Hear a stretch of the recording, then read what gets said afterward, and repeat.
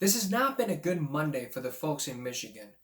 Just hours ago, there has been a shooting at a university in the from State Michigan University. This is the very latest as we know so far. 5 injured, 3 killed. 5 are in the hospital, 3 are killed. But there's a lot more to talk about here. If you watched in Michigan, you know what happened.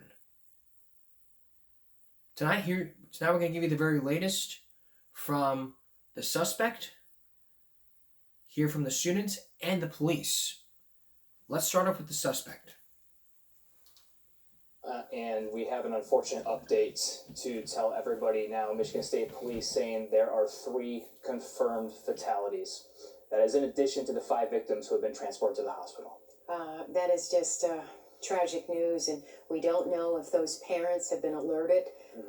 We don't know if those are all students. We haven't identified those victims, but just to think that 3 people have been killed on Michigan State's campus, and if that is a student of yours, our thoughts and prayers are going out to all of the students, all of the parents, all of the loved ones who are suffering and hearing that news. And we have seen those images with sheets over bodies, like you heard that one parent, Ronald, talk about. So many kids are seeing images like that, and now it's being confirmed that 3 of them have died. We don't know if that's at Sparrow Hospital. And we've seen, unfortunately, we've experienced the rippling effects, even on a smaller scale, with Oxford High School, of just how big the impact of any single fatality, much less anybody wounded, is on not just family, but friends, teachers, the entire MSU community in this case. Well, you just heard that Erica Humphrey say that even at Centro, when no one was killed, she said it took her a year to get over that post-traumatic stress.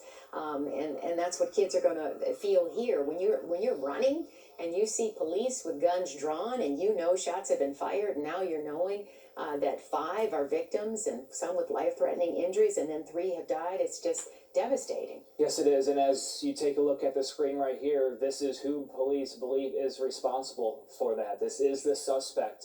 You see the jean jacket, you see the 2-tone hat, the red shoes, the dark colored pants, an African-American male, short in stature. Yeah, and we're hoping and praying that if you are seeing these images and you know who this man may be, you call police right away so they can identify him and so they can find him quickly. So that's the latest from what we know so far. Here's from Fox Live now.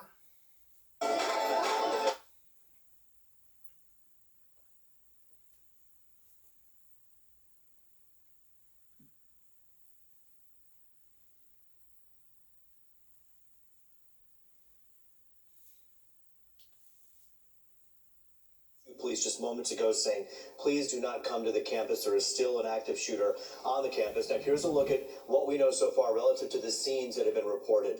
Here are some of the locations that we're hearing that this active shooter may have visited. Berkey Hall, where we know for a fact a shooting did occur.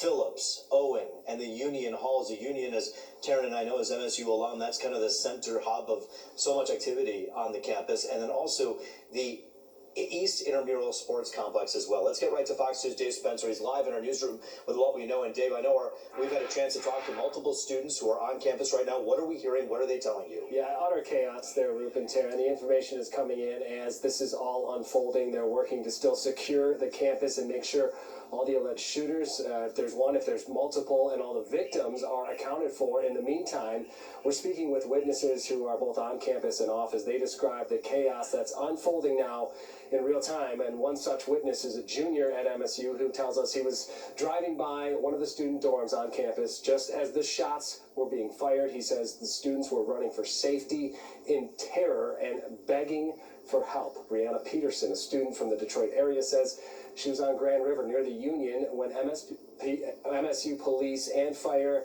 along with EMS crews, rushed to the scene. Listen now. We heard the gunshot go off. Then we see one guy screaming and running for help. And next thing you know, it's a lot of students running and screaming for help. And we got past Grand River, and all you can see is a whole bunch of cop cars and emergency vehicles outside the Union or near the Union and on Grand River. and they were constantly just coming down. Yeah, unbelievable to hear there some of the witnesses describing what was going on. We know that obviously there's a lot more that's still coming out, that's still unfolding. All this is happening now on the northern end of the campus. Multiple police crews working to set up staging areas, trying to coordinate where to set up areas for possible injuries that are in need of treatment. Witnesses, as well as a media staging area, we're being told that Grand River is shut down to all incoming traffic. They don't want anyone to attempt to try and enter campus. We got agencies coming from state police, even here in Metro Detroit, all rushing to provide whatever assistance they can, as this is obviously still going on, still happening. Reporting now in the newsroom, Dave Spencer, Fox 2 News, back to you two. It's just a lot to take in. But when you hear stories like this, something has to be done here. And what we heard from the latest, I really hope they catch that suspect, and he needs to pay the price. You don't ever go into a campus like that and start shooting up. Later in this broadcast, we're going to hear from the victims and the police to tell us what's been going on. But coming up next, more on 14-year-old Amanda Kirsch, updates, and a new case involved in that same school where Kirsch committed suicide after that viral video happened. Stay with us. Throughout the past several days of this broadcast, we focused in on 14-year-old Amanda Kirsch, who just 2 days after a viral video hit the surface, she committed suicide. Here's what we know so far.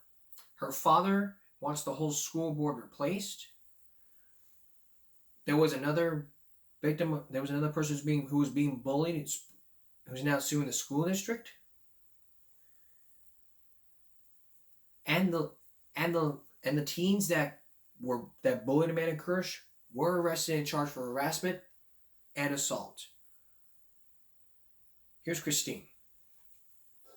Students and parents at Central Regional High School in Berkeley Township, New Jersey, reacting to the resignation of school superintendent Trianta Phyllis Parlapanides. His resignation coming more than a week after 14-year-old Adriana Kush died by suicide after this disturbing video was posted on social media, showing students attacking her as she walked with her boyfriend in a hallway at school. I really don't think it's going to change that much. I think the national attention that came to this is what's changing everything. Adriana's father, who's retained an attorney, told us last week the school didn't call police the day his daughter was attacked, and he believes the reposting of the video drove Adriana to take her own life. If they called the police and they did an investigation, those girls would not have posted those videos from school. Sophomore Olivia O'Day says she was attacked at Central Regional High School as a freshman last year. Here's the video her attackers posted online. It's terrible. It's a terrible feeling. My husband and I jumped in the car. We called the police on our way there. Worst feeling. Rachel O'Day says the school didn't call police and didn't punish her attackers. She says it's why she pulled Olivia out of school and filed a lawsuit. Now we're in a time when every single thing is videotaped and put online, and it's changed the face of bullying. I'm just trying to get justice for every student, myself, and for Adriana. Berkeley Township's mayor says zero tolerance policies will be reinforced at the high school and programs will be launched, but Adriana's father has told us all of this is a little too late. He wants the entire school administration here replaced. Nobody's talking about the principal, who's ultimately responsible for what happens in the high school. We reached out to the school district. No one has returned our calls. In Berkeley Township, New Jersey, Christine Sloan, CBS 2 News. And there's now the very latest from what happened. What we know so far is, again, she committed suicide. The bullies have been arrested and charged with harassment and assault. The superintendent is now resigning. The mother of the bully is now planning on filing a lawsuit on the school district. And there's probably more bullying going on in New Jersey. Now there's very latest from ABC 7 Chicago. Tonight, you're going to meet another victim. You're going to meet another victim who was bullied. It's the same case that we've been following a lot. It's the same case we've been following a lot for 6 years. And I plan on posting all of this on the Stop Bullying Speak Up group on Facebook. So who was the victim of bullying? Ortiz and Nevaeh Oliva. Well, take a look. Meanwhile, tonight the story that continues to rattle anyone with a teenager in high school. New revelations of violent bullying among girls at a school in New Jersey, where last week a 14-year-old took her own life after she was attacked by 4 classmates. The video was posted online. Turns out there's other video of other kids, and tonight one mom has hired an attorney. What parent wouldn't be worried? Here's New Jersey reporter Tony Yates. Tatiana Ortiz and Nevaeh Oliva have not been back to Central Regional High School for 3 days. They say 14-year-old Adriana Cush, who died by suicide after being attacked, the video posted online, was their friend. And Nevaeh admits she would have not stood by had she been there. I would have helped her, wouldn't have let her get beat up. The Central Regional School District accepted the superintendent's resignation over the weekend and says it is evaluating all current and past allegations of bullying, which has drawn attention to other fights that have been recorded at the school. One mother, Rachel O'Day, hired an attorney. This video shows her daughter. One girl held her book bag and struck her, and the other one continued to strike her, and a third one videoed it. It's humiliating to have to not only go through that and then also after the fact still be bullied. The punches in this video were thrown by Nevaeh. Her father now angry, saying Nevaeh responded with violence because she was threatened. When she texted me and said that she was going to fight me, the bell rang and it was going to the next period, and I seen her in the hallway. They passed each other in the hallway, and she called my daughter Fat B. I can't let her hit me first. She's bigger than me. She'll beat me up. It's these online fights and threats that are out of hand. And Instagram Live, where Tatiana claims O'Day is heard here, being the instigator against a 12-year-old friend. Yeah, you're 12 and you have the biggest mouth and you don't know when to shut it, bro. And Tatiana says she was then the target. She was just like, all right, so like, what's up? Like, I want to fight you. The 2 teachers that were there, like, they didn't say anything. They were just like, calm down. I asked both parents about the responsibility of the parents and the school to know what's happening in the hallways and online. All of it is inappropriate. All of the violence, the threats, the attacks, all of it. I have never seen any of this video or messages. If us parents were called and we could have talked as adults with our kids there, her daughter would have never been on video. Somebody videoed it. That's what kids do. My daughter would have never hit her. My daughter was defending herself. Frankly, I don't care what is expressed in a text or in a message. Violence is never acceptable. It doesn't get any worse than a child deciding it's too much to live with. In Berkeley, Tony Yates, Channel 7, Eyewitness News. Oh, those poor parents and families and girls. And we want to remind you that if you or anyone you know is struggling, you can call the National Suicide and Crisis Helpline. It's here on the screen, those numbers, just 3 numbers, 988, anytime, 24 hours a day, 7 days a week. If you think bullying only happens here in America, wait till you see what Deb Avery sees thousands of bullying reports in the Philippines. Stay with us. Welcome back.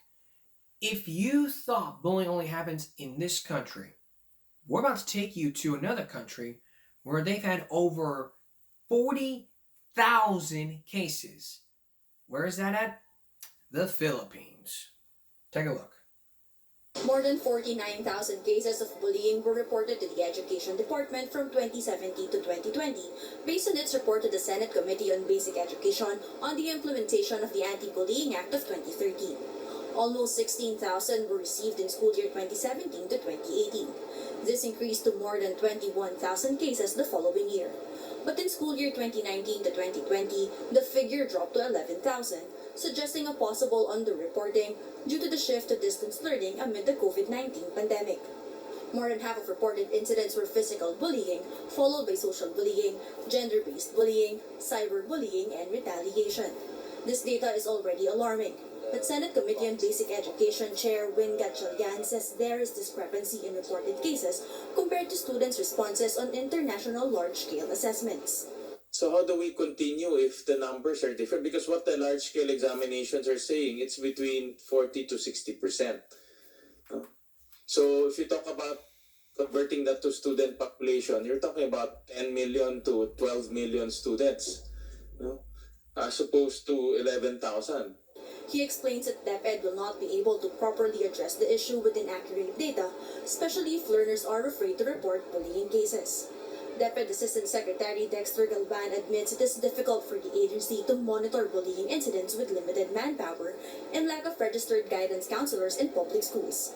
But he assured that there are programs in place to address them. It was strategic to also now have a reporting system that is direct, online, as well as through phone and via chat. Because now, as very much noted in public, cancel culture, bullying can be seen very easily online, and it's 24/7. The Child Protection Network says some students are afraid to report bullying incidents, hence the underreporting. Some fear for their safety, while others are trying to resolve them on their own. If the students ever report, they would first report to their friends rather than to authorities. So helping friends know how to help their friends, in reporting is very critical. Senator Robin Hood Padilla suggests for DepEd to make the investigation process and discussion with involved parties more discreet, which could encourage other victims to come forward. The group Save the Children also recommends having programs to prevent bullying, including anti-discrimination against children with disability and the LGBTQ community. Catherine Cruz, CNN Philippines. So that's what we know so far. Now, going back to Amanda Kirsch, the community wants ADM School Board to address bullying after what happened. So, take a look. ADM Community School District say they will be at tonight's school board meeting. They want members to address concerns about bullying in the district. The meeting comes after the death of a freshman who died by suicide. Parents and students at the school allege that the young boy had been bullied by older students. Critics say bullying is a major issue in the district, but administrators often overlook it. We reached out to the Adel Community School District and have yet to receive a comment. Parents at the school also said that they would be attending a school board meeting tonight at 6 to discuss some of those concerns with the school board members. There probably was a school board meeting. I'm going to play that. I'm going to try to find it. I'm going to play for you when we return. Then later on, we're going to hear from the victims and the police department in that latest university shooting that happened. Stay with us. I couldn't find that, but take a look at this. Parents in the ADM Community School District plan to focus on bullying concerns at tonight's school board meeting. This meeting comes after a freshman student died by suicide. Parents and students say the young boy had been bullied by older students, and they say bullying is a major issue in the district, but that it's often overlooked by administrators. Parents tell us they will be attending the school board meeting tonight at 6 o'clock to discuss their concerns. And every parent should be concerned about their child, because bullying is wrong. And throughout the 6 years I've talked about this, and still to this day, I take bullying very, very seriously. Very seriously. I take to what was done very seriously. I would show you a clip right now from 48 Hours, but CBS is going to block my ass if I do. So, I'm not going to show it to you. But I will say this. If I do, then give me a preferably move to Dailymotion or Vimeo or to a third-party website where there'll be less copyright violations, because I always do this on YouTube. I've used this platform for 6 years as talking about real issues here. I will still do this. I will be able to do the show via YouTube and Dailymotion. But when you Google bullying in schools, click on the news tab, a bunch of articles will pop up talking about Amanda Kirsch.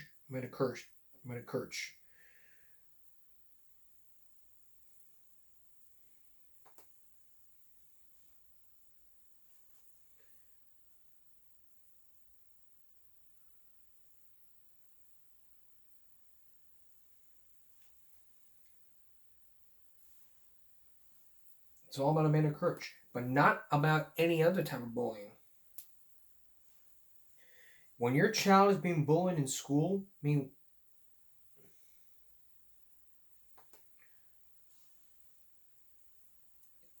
oftentimes we blame the pandemic.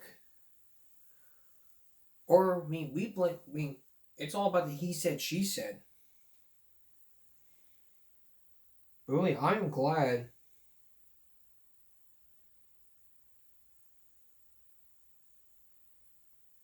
that something's happening. The Airedale community mourns death of a student. Parents say he was being bullied at school.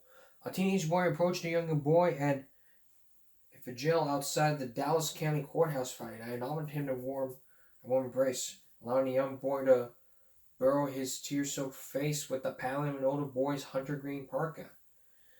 The two strangers bonded. I mean, this was all about bullying here. But when you blame schools, they come look at you and say, well, we had nothing to do with this. It's the parents' fault who are not doing this. No, we blame the administration for not doing a damn good job. No, I'm not going to play you a Dr. Phil clip because they could just block me. But more than a dozen parents protested outside of South Ottawa School Monday, saying student bullying is an ongoing problem that is not being addressed by school officials. Callan, who is 10, is in the 5th grade, says bullying is a major problem to the point where he switched classes to avoid bullying. Parents protested Monday, saying harassment and bullying is out of control. The OCDBSB says it is taking steps and out of the classroom to address bullying. These include ongoing class time spent, assemblies, speaking to the school's kindness and measures and school-wide practices. Staff are spending time reviewing and practicing conflict resolution skills and sharing these lessons with students. Reviewing school expectations with every class, increased supervision in the schoolyard during recess, and small group professionalized support to address concerning behavior.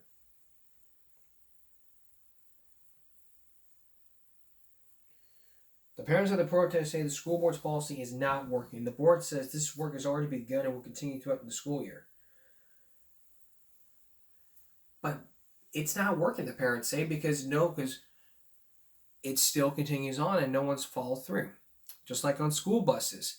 Coming up next, we're going to hear from the Houston school bus drivers who tell their sides of the story about students behaving inappropriately on the school bus. Like I've said, riding the bus is not your right, it's a privilege. Stay with us. Now let's go to Houston, to where if you're riding the school bus, you're riding the school buses in Houston, you know your kids out there all just acting up, messing around, blah, blah, blah. I'm going to play some clips in just a minute talking about this. But just 3 years ago, a lot of school bus drivers throughout the greater Houston area say they're being abused and attacked as they transport students to and from school. Now, during the very first season of this broadcast, we focused in on school bus privileges.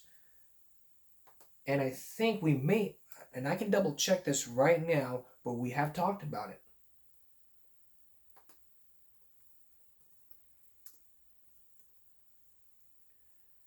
Yes, we talked about school buses in October 2017. This was the very first show. And on August, this was during the pandemic. We always focused on school bus safety. But now there's more to this than meets the eye when it comes to school bus safety. This was back in 2019. Take a look. Tell me in one word what's happening on your school bus. Unfathomable, ridiculous, unfair, frightened, Scared. We sat down with a dozen Houston area school bus drivers. Raise your hand if you've ever been screamed at by a student on the bus. Cursed out by a student. Spit on.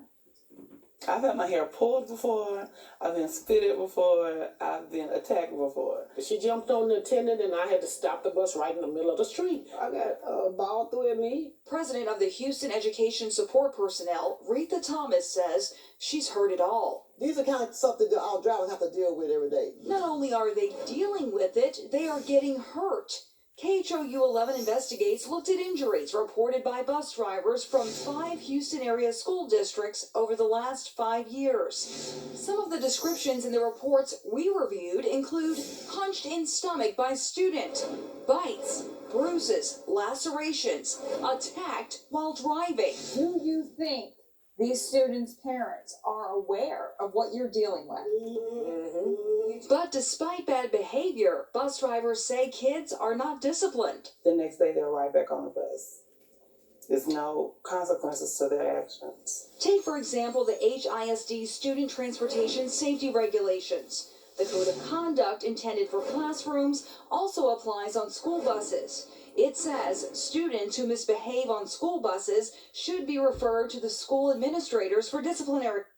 So let's read the bus rules. Misbehavior on the school bus will result in a student being referred to his or her school administrator for appropriate disciplinary measures, which may include being deprived of the privilege of riding the school bus. A video monitoring system is used on buses, and the video may be used as a basis for determining disciplinary action. For the safety of students and other persons, bus drivers have the authority to enforce the rules listed below. Student riders are expected to obey these rules for their safety and welfare. Reaction, which may include a loss of riding privileges. But these drivers say that is not happening. I got better results with 911 with HISD. Lizzie Rebels says she had to call the cops once because she overheard that a student had a gun on board. They took everybody off the bus and searched it, but they couldn't find it. He hid the gun very well, but they couldn't find it. But once they pulled the tape, they found it. HESP is fighting for tougher rules to ensure the safety of everyone on board. When the bus drivers report at least 2 times of a kid acting bad acting, that those kids should be taken off the bus the rest of the year. These bus drivers say something needs to change because violent attacks are happening and that behavior cannot continue. Every time I have to take my eyes off this road to look in this mirror at y'all, anything can happen. We asked HISD to sit down with us to address some of these issues, but they refused. They instead answered some of our questions through email. You can read their responses online right now on KHOU.com. But it's not the times like this being... Take a look at this from 7 years ago, from CTV News. Let's get back to our top story. The video out of an Edmonton school bus after incidents that ended up with 2 students being suspended and the school bus driver off his route. It happened last Monday on a bus with Edmonton Catholic School students. Brenna Rose still with us and has more on this. This video, as we mentioned earlier, was actually shot by the driver. Yeah, that's right, Daryl. I'm told by Cunningham Transport. The driver actually installed a camera without permission, but they're glad that he did because they say it gives a clear picture of what exactly happened on that bus ride. You can't hear what's happening on this bus, but you can see the behavior at times violent. The driver felt physically threatened and he made a choice. We've blurred the faces for privacy reasons. The driver hit in the head by a student carrying a hockey bag, his glasses knocked off. The boy in the front row making inappropriate gestures that you can see at the bottom of your screen, as well as physically kicking and punching another student. The offender, a grade 7 student, later kicked off the bus. We feel for the families and the students that were riding on the bus and the stress that they felt. Catholic school officials claim despite the student violence, there's no excuse for letting the child off early. For us, it's very black and white. There is no circumstance that should lead to a child being taken off the bus before their stop. The driver could have called even 911 if he felt there was a threat. Both the student with the hockey bag and the one let off the bus early have been suspended. Cunningham Transport says the driver... He's quite upset. He's, quite stressed about the whole situation, and Yeah, it's quite a stressful thing for somebody to go through. It's not easy. We showed the video to another bus driver who calls the out of control behavior disturbing. The bus driver didn't have control of his kids. And that's the bottom line. If you're doing this job and your kids are jumping around, they can hurt themselves and you. Edmonton Catholic is asking the driver be fired. Cunningham Transport won't go that far, but has removed the driver from all Catholic school routes. We will ensure this never happens again because that was inappropriate.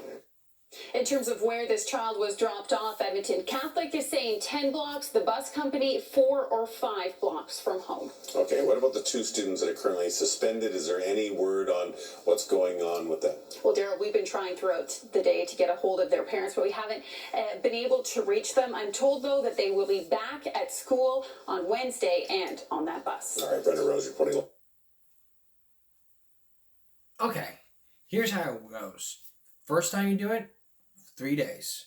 Second offense, 5 days. The third offense, you lose your bus privileges. I'm going to play you a clip from the principal's office talking about school bus privileges. And this clip is a perfect example right here because really when you're talking about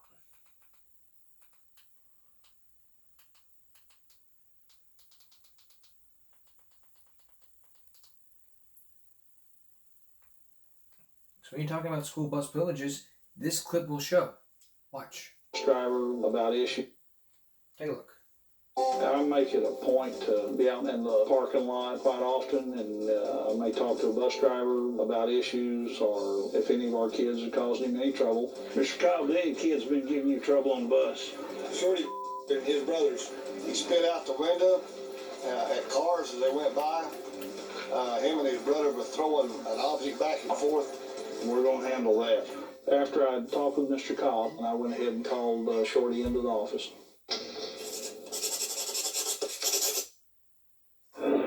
Shorty, Mr. Cobb, the bus driver, sent me this bus conduct report, and on this he has written up that you were throwing something back and forth, and you were spitting out the window. Go ahead and explain to me why you were spitting out the window. My sinus has been draining. You know, when your sinus drains, you got a nasty taste in your mouth. Right. I didn't feel like swallowing it, so I spit out the window. Winder. Spell that for me. W-I-N-D-E-R. Now, is that how you spell window? No, sir. Well, I wasn't for sure if we had winders or windows in the school bus. Which ones are they? We have windows in the school bus. Okay, good. I was just checking. Throwing something back and forth, and when asked what it was, I don't know. You mean you were engaged in actually throwing something that you didn't know what it was? My brother threw it over the seat, and without looking, I just threw it back at him. You know, I've thrown back and forth a lot of stuff, and I don't ever remember throwing something that I didn't know what it was. What do you think it was? Yeah, it's probably one of those empty dip cans. Ah! Now then we get to why we didn't want to know what it was. Empty dip can. School policy here at Boonville is that a student may not possess any tobacco products or paraphernalia at any time. Could that have been why you were spitting out the window? No, sir. Shorty, you better not be dipping on my school buses. No, sir.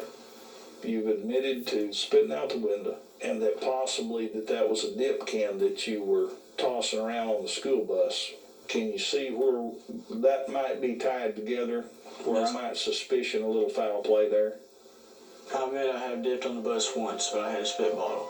Are you aware of the rules on buses? No, sir. I admit I didn't read the handbook. Did you come to orientation? I came here, I went up there to the field house, and I fell asleep. Now, opening up this book and turning back here to where it says bus privileges. First offense, 3 days. Second offense, 5 days off the bus. The third offense, you lose your bus privileges. For the next 3 days, you'll be off the bus, and I hope that your conduct improves. Okay? Yes, sir. Because I like you, Shorty, but that's not going to keep me from following the handbook, okay? Yes, sir. Since I can't ride the bus, I'm gonna cut this short. There was actually, now going to one clip, where bus drivers had called 911, there was actually a video which showed a bus driver calling the parents. Let's see if I can find it. There it is. With a battery, just as simple, just as easy. Here's that video.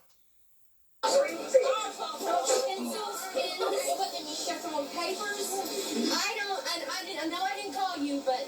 Alright, let me tell you kids something right now. Just because you're little kids right now, you think it's funny, it's called battery. You can be charged with a battery, just as simple, just as easy. Put your hand down. Put your hand down. Put your hand down. So if you don't understand that, comprehend what I'm telling you, if you do it again and she picks and finds out who does it and she wants to sign a complaint against you, she's going to sign a complaint against you. You and your parents, both are going to go to court. You're going to have to appear before a judge, so just keep it up. And I will. If I know who did it, I will sign the complaint. Don't think that I won't, because I will. I'm not going to feel bad for you. I'm not going to feel sorry for you. Put your hand down. You know, there's no question that you're going to ask that you don't already know the answer to. If I do need to ask questions that I don't know the answer to. No questions. Oh, you know what you have to do? You have to sit there and be quiet until I get you safely home. Don't put that phone down. Shut up. That's what happens on school buses. And especially what happens, you look at videos on YouTube about student act up on school bus.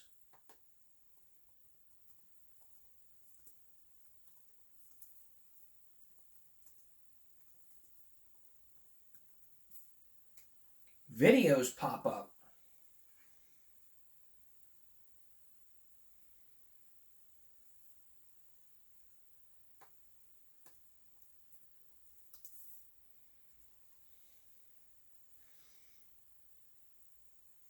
I don't know if we're going to have time to play one of them. There is one. Yeah, there is one where he was yelling, but in the end, he was being firm.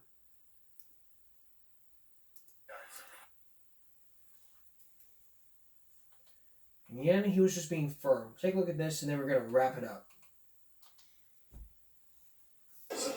You don't understand trying to drive this bus and all that little congestion right there and on these roadways are incredibly stressful and dangerous.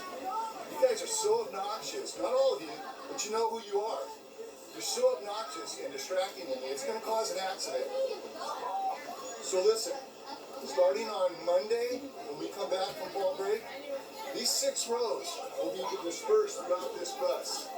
And the ones that are really the troublemakers back here that are creating all the chaos, and you know who you are, because I'm looking right at you, you're going to be sitting in the very front seat where Mason's sitting right now for the rest of the year.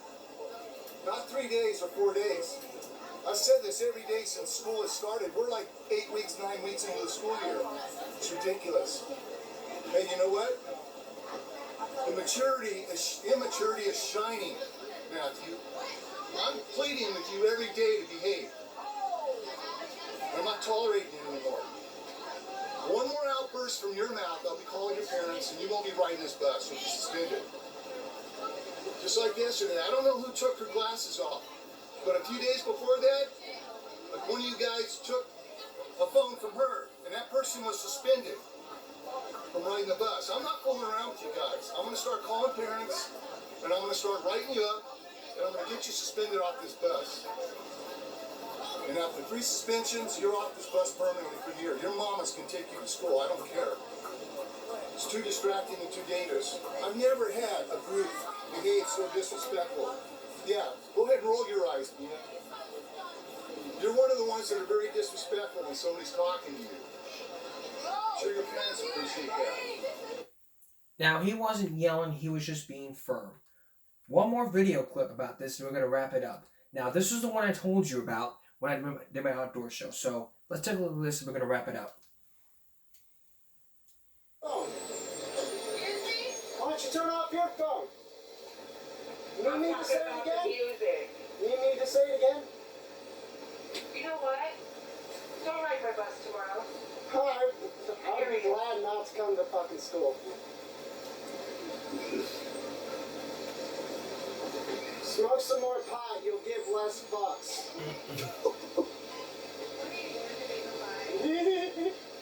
I can't wait to get in trouble for that one.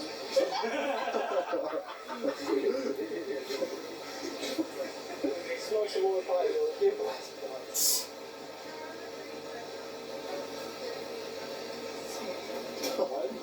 Are we going back to school? I'm gonna be late for work. People don't work, man. They all the shit to do.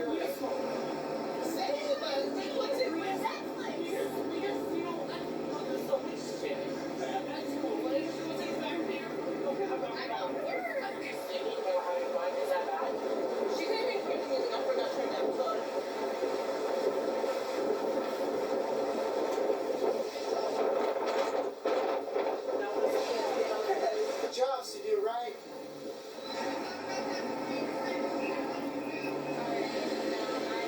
Seriously going, she's taking us back to school. She's taking us back to school. Hope this makes you sleep at night. Congratulations. She's taking us back to school.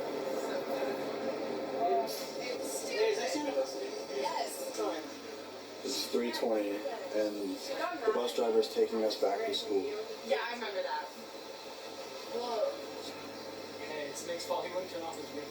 It's not Ned's fault. It's not. That was a joke. He clearly was sarcastic.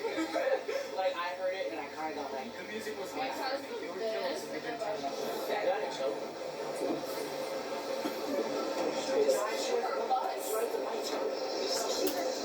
That's why the words are so fucking stupid. We got to school to sue the school district for this shit. Yo, can I get $3 on it? Guarantee you I can break this in court. I ain't trying to get money. Are you videotaping me? Yeah. Will you do that too?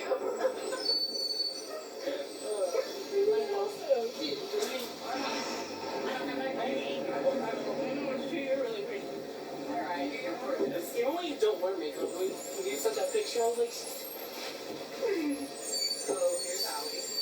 Fuck you, Howie. Howie. This Santa.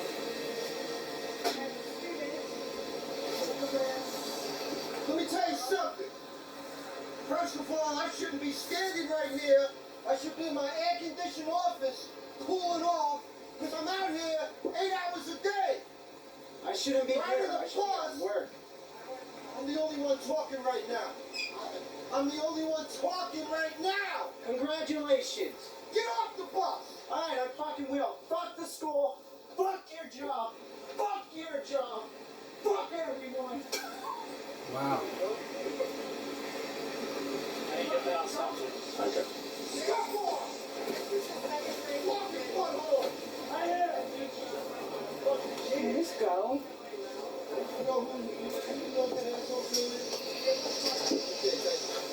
Check it out. I'm sorry that you all had to deal with that idiot. Okay? But riding a bus is not your right. It's a privilege. At any time, this lady can tell you, get off. I'm sorry you had to deal with him. And listen to my big mouth.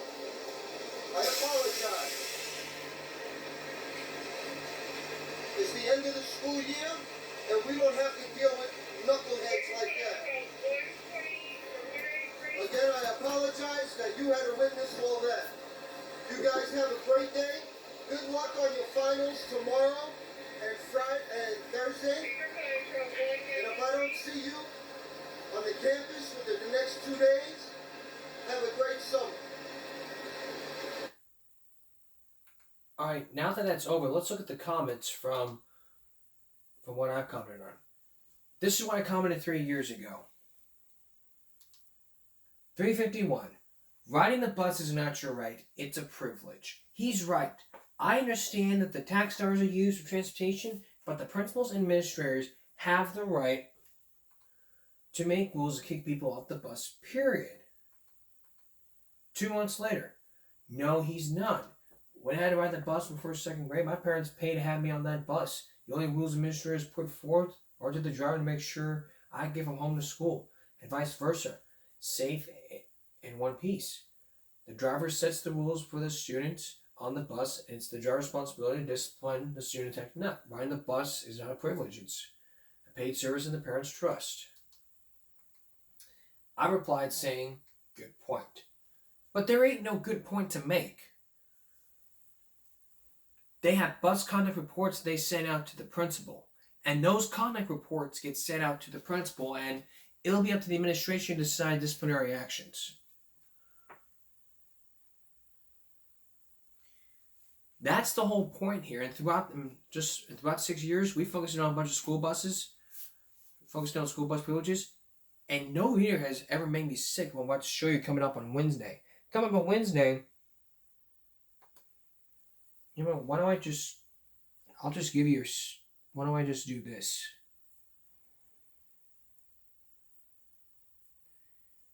I'll give you a preview.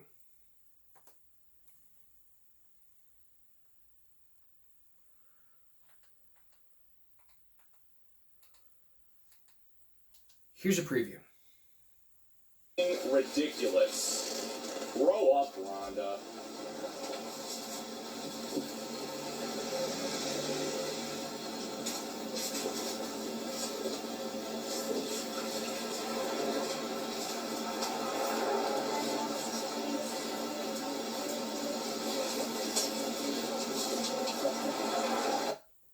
Okay, so that's on Wednesday. Come up with Throwback Thursday.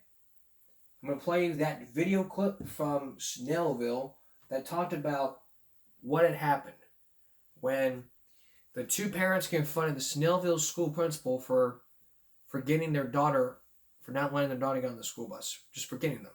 It happened 4 times. It happened not once, not twice, but 3 times. I'll show you that clip on Thursday. That's Give Me a Break for this Monday and going to Tuesday. We'll see you again for Give Me a Break Wednesday night. And for all of us here at YouTube, I hope you've had a great day. Have a good night.